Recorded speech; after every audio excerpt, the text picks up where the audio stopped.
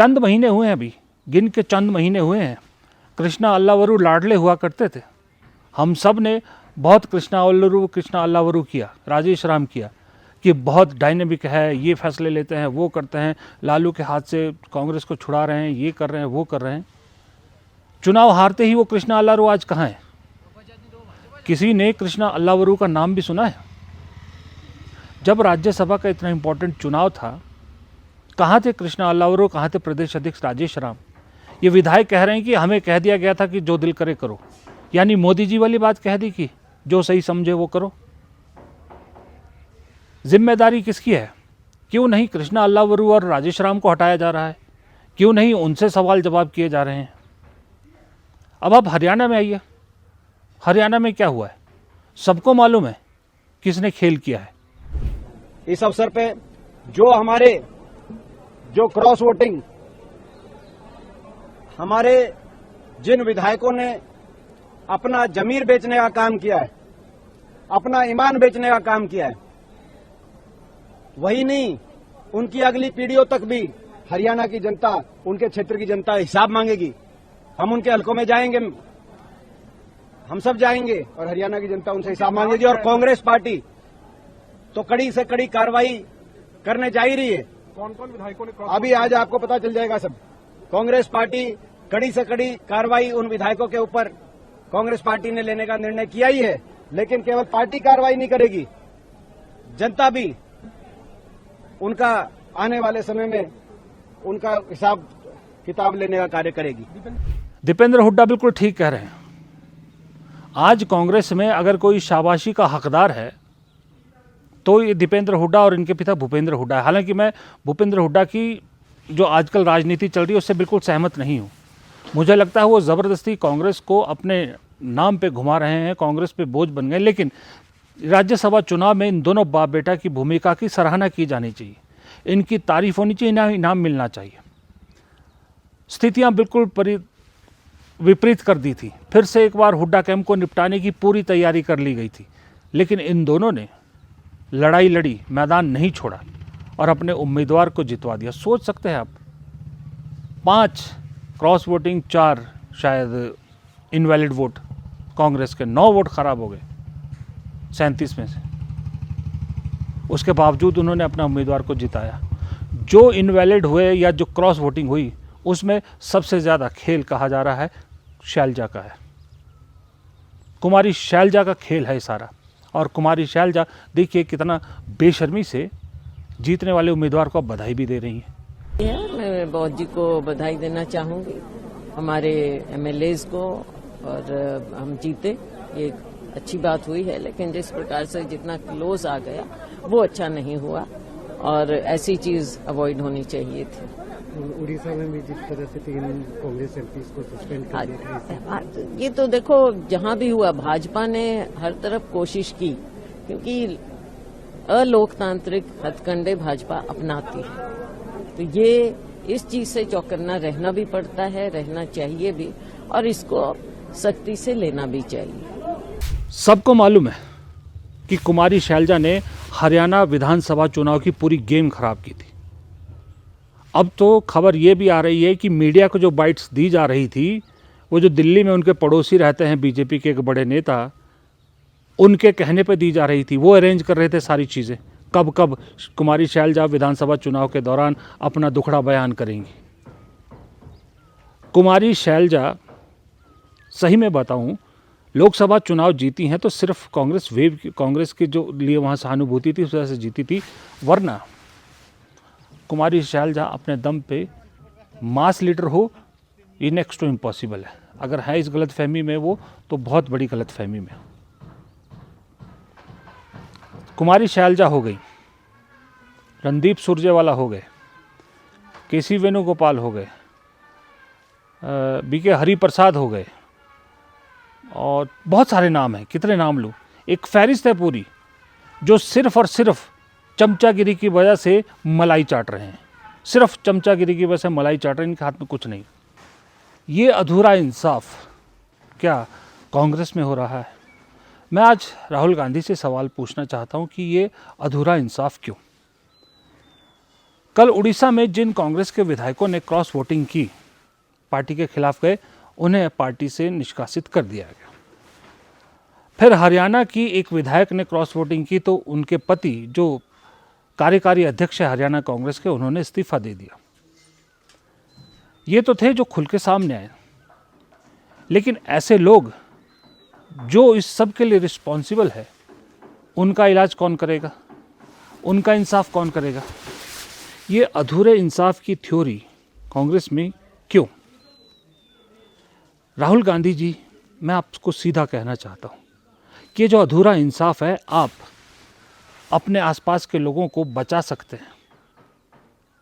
बहुत से लोग जो हैं अपने आप को बचवा लेंगे आपसे, लेकिन जो कार्यकर्ता, जो आपका समर्थक आपकी एक आवाज़ पर आपके लिए लड़ मरने को तैयार हो जाता है, कांग्रेस के बुरे से बुरे हालत में भी जो आपके साथ खड़ा है, जिसे आप कहते हो कि मुझे 100 भी मिल जाए तो मुझे 1000 की ज़रूरत नहीं है, उन 100 लोगों के साथ ये धोखाधड़ी है, ये उनके विश्वास पे धोखा है, ये उनके साथ चीटिंग है।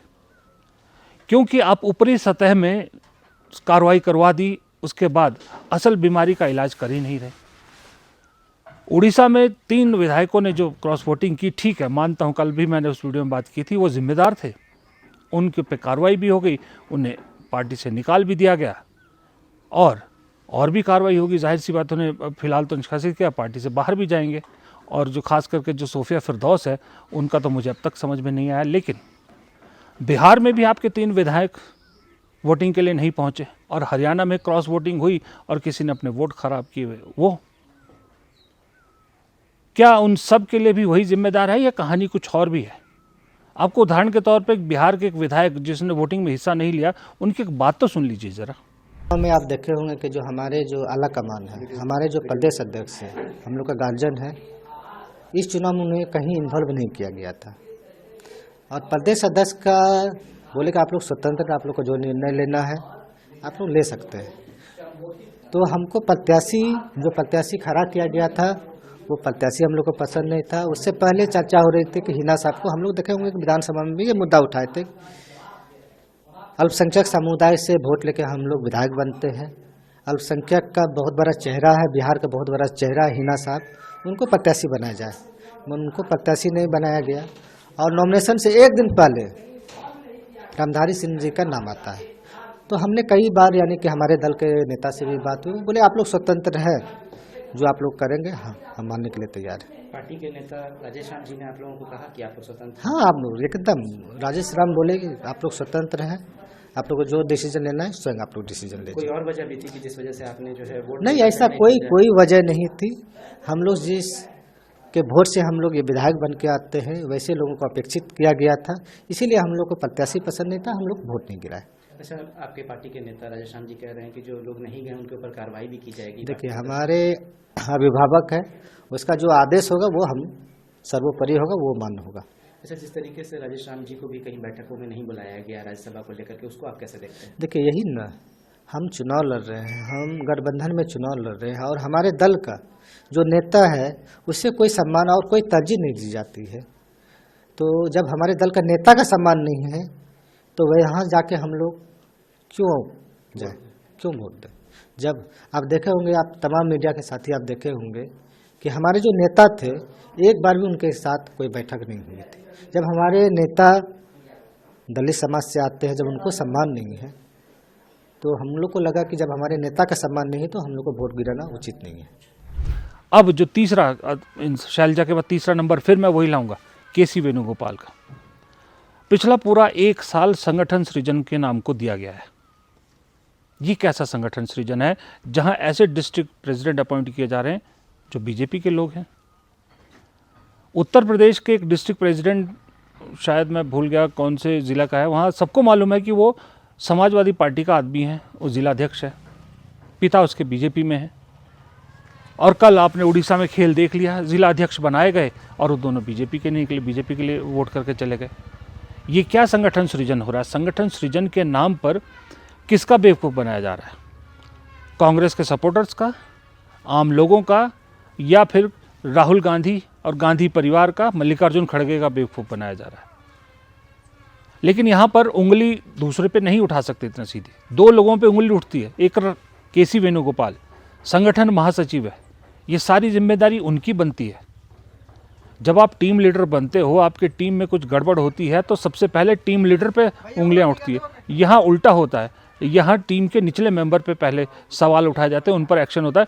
टीम लीडर को हमेशा शाबाशी मिलती है।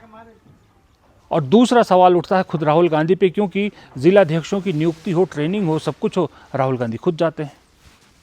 अब वो मुझे नहीं मालूम वो केसी वेणुगोपाल अपना कवर तैयार करके उन्हें ले जाते हैं या कैसे होता है, वो मुझे नहीं मालूम कांग्रेस के अंदर क्या होता है।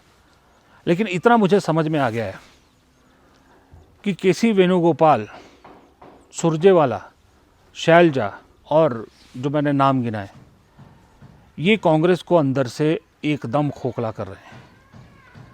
सोशल मीडिया पे ज़्यादा व्यूज़ लेके ये इलेक्शन जीतने की और बीजेपी हराने का सपना देख पाते हैं, और जबकि खुद हकीकत इनको मालूम है कि ये पॉसिबल नहीं है। सिर्फ और सिर्फ राहुल गांधी के पीछे चिपके रहो। राहुल गांधी सदन में जाएं तो सदन में जाओ, जहां राहुल गांधी जाए वहां जाओ। केसी वेणुगोपाल इस चीज़ के संगठन महामंत्री है। उनको संगठन महामंत्री नहीं, उनको राहुल गांधी महामंत्री होना चाहिए। प्लान भी कर रहे हैं, केरल के लिए तैयारी कर रहे हैं कि शायद मुख्यमंत्री बन जाएंगे। और मुझे मालूम है, मैं बोलना नहीं चाहता, लेकिन केरल से भी अब कुछ नेगेटिव खबरें आने लग गई। जहां कांग्रेस का जीतना 100% श्योर था, अब वहां श्योरिटी 90% पे आ गई। मालूम नहीं आगे क्या हो जाए। कहा जा रहा है कि अंदर खाते ही एक दूसरे को हराने में लगे हैं एक सारे गुट, जिसमें वीडी सतीशन है, चेन्नी धला है, केसी वेणुगोपाल है, शशि थरूर हैं। छः गुट वहाँ कहा जा रहा है कि 6 गुट एक दूसरे के गुट के लोगों को हराने में लग चुके हैं। अब ऐसे में केरल भी अगर हाथ से गया तो सच में बताऊंगा, फिर राहुल गांधी जी, ये जो लोग आपके एक आवाज़ पे आपके साथ आ रहे हैं ना, ये जितना ठगा हुआ महसूस करेंगे, जितना इनके साथ धोखा होगा ना, आप सोच भी नहीं सकते। और एक बार ये लोग अगर टूट गए तो आप भूल जाइए कि ये लोग दोबारा कांग्रेस के साथ जुड़ेंगे। आपको मालूम था राज्यसभा चुनाव के वक्त, आपको मालूम, हर चुनाव के वक्त मालूम है आपको कि बीजेपी साम दाम दंड भेद भी पुरानी बात हो गई, उससे कहीं आगे जाकर सब कुछ इस्तेमाल करती है। फिर भी ये तैयारी क्यों नहीं थी? हुड्डा परिवार जानता था, हुड्डा बाप बेटा जानते थे कि खेल पिछली बार वाला होने की तैयारी पूरी है। वो तैयार रहे, डटे रहे, चाहे मामूली अंतर से सही, लेकिन आपके लिए एक सीट तो जीती। उड़ीसा में कितना अच्छा मौका कांग्रेस को मिल गया था कि बीजेपी के पुराने अलाई बीजू जनता दल को आपने उसके खिलाफ खड़ा कर दिया था। इतना शानदार मौका आपको मिला था, और उस एक जीत से बहुत दूर तक बहुत सारे मैसेजेस जाते। लेकिन हुआ क्या? अब बीजू जनता दल कांग्रेस पे भरोसा करेगा? कतई नहीं करेगा। आप मोदी का किला ध्वस्त करने की बात करते हैं, उसकी एक दीवार ध्वस्त करने का मौका तो आपने गंवा दिया। किला तो क्या ध्वस्त करेंगे? तो ये अधूरा इंसाफ दिखाकर फिर वही कांग्रेस पुराने ढर्रे पे आ जाएगी। फिर आई एम सॉरी, कांग्रेस का फिर कुछ नहीं हो सकता। लेकिन अगर अभी भी कांग्रेस ने सख्त कदम नहीं उठाए, सही कह रहा हूँ, मैं कह रहा हूँ एक, चलिए शैलजा पे एक्शन ले लीजिए, एक किसी बड़े नेता पे एक्शन लीजिए, एक मैसेज दे दीजिए, देखिए चीज़ें कैसे सुधरती है। अरे जब हम बाहर से बैठ के एक पत्रकार के नाते आपको गारंटीड लिख के देने के लिए मैं तैयार हूँ स्टाम्प पेपर पे कि जो मैंने नाम गिने हैं, शैलजा, सुरजेवाला, वेणुगोपाल, या और जो सारे नाम गिने, कि ये एक चुनाव नहीं जीत सकते अपने दम पे, अपना चुनाव नहीं जीत सकते, किसी को क्या जिताएंगे, उसके बावजूद भी इतनी मलाई खा रहे। जब मैं इतना लिख को देने के लिए तैयार हूँ तो आपके पास तो मुझसे ज़्यादा इन्फॉर्मेशन होगी ना। फिर किस लिए कि कोई सोनिया गांधी जी का नज़दीकी है इसलिए बचा रहेगा, कोई राहुल गांधी का नज़दीकी है इसलिए बचा रहेगा, कोई मल्लिकार्जुन खड़गे का नज़दीकी है तो कोई प्रियंका गांधी का नज़दीकी है, इसलिए कांग्रेस में चमचागिरी चल रही है। मेहनत करने वाले कोई है नहीं, मास लीडर कोई है नहीं, और मास लीडर ना बनने दिए जा रहे हैं। सबसे बड़ी बात है, बनने नहीं दिए जा रहे। संगठन सृजन के नाम की ऐसी मिट्टी पलीत कर दी है ना, और ख़ास करके मैं कभी कहता नहीं, मैं इतना विश्वास नहीं करता इस पर, लेकिन अब मुझे भी विश्वास होने लगा है कि ये जो जय जगत ग्रुप है ना कांग्रेस का, ये जय जगत नहीं है, डुबो कांग्रेस ग्रुप है। कौन है ये लोग? एक मास लीडर इसमें से दिखा दीजिए मुझे, एक मास लीडर।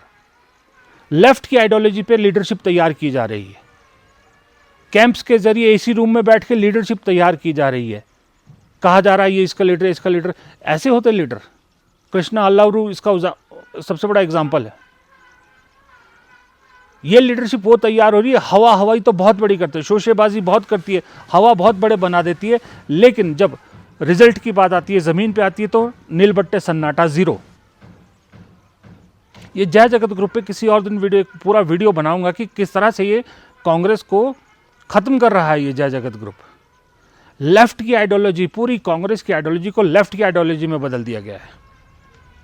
लेफ्ट की सोच रखने वाले नेताओं को मालूम है कि उनकी कुर्सी कुछ नहीं, कांग्रेस में कुछ नहीं होगा। वो आजकल सबसे सुरक्षित अगर कांग्रेस में कोई है तो वो है लेफ्ट की आइडियोलॉजी वाले, और ये सब का सब किया धरा है उस जय जगत ग्रुप ने। जय जगत नहीं, भय जगत कांग्रेस के लिए फिलहाल ये बन रहा है। फिलहाल इस वीडियो को यहीं ख़त्म करता हूँ। पसंद आए तो लाइक कीजिएगा, शेयर कीजिएगा, कमेंट बॉक्स में अपनी राय ज़रूर दीजिएगा। आपकी राय से मुझे बहुत सारी जानकारी मिलती है, बहुत सारी चीज़ें हैं जो मैं कहना चाहता हूँ। बिहार को लेकर बहुत सारी चीज़ें कहने को है। आप में से बहुत से लोगों ने, मुझे याद है, कहा था पहले कि बिहार में कांग्रेस के दफ्तरों में ताले लगे होते हैं, लॉन में घास उग गई है। फिर जब एक प्रोग्राम चलाया, कांग्रेस थोड़ी उठती दिखी तो लोगों ने कहा कि ताले खुल गए हैं। अब फिर कह रहे हैं लोग, फिर से उन दफ्तरों में ताले जड़ गए। ये संगठन सृजन हो रहा है। नमस्कार।